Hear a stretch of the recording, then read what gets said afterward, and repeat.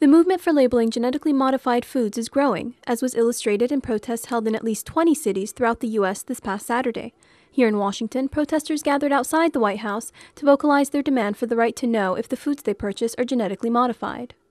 People should know whether the food they're consuming contains genetically modified organisms or not. I am here because we have a right to know what is in our food. If we don't label GMOs, we have no idea the spectrum of ramifications that will suffer from them.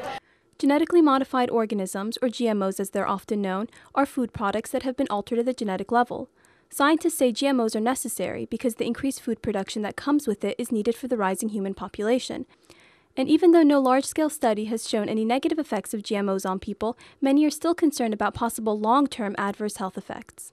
According to the Food and Drug Administration, genetically modified foods are considered safe and therefore don't require labeling. They've been extensively researched and regulated, and in 1992, the FDA decided that GMOs were no different from conventional foods. But according to protesters, a growing body of evidence shows that this is not the case.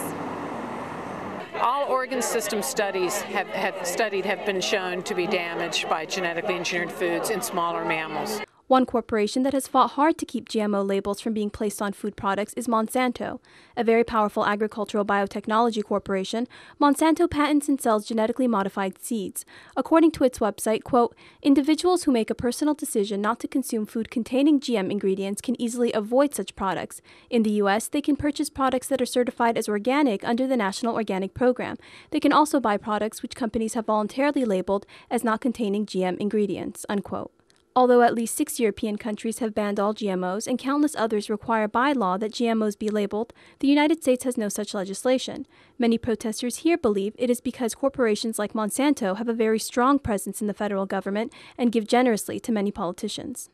The European Union has made it illegal, and many countries in the world have made it illegal to have genetically engineered foods without labeling them such. In our country, power and money have allowed this not to be true. And much of FDA has worked with Monsanto.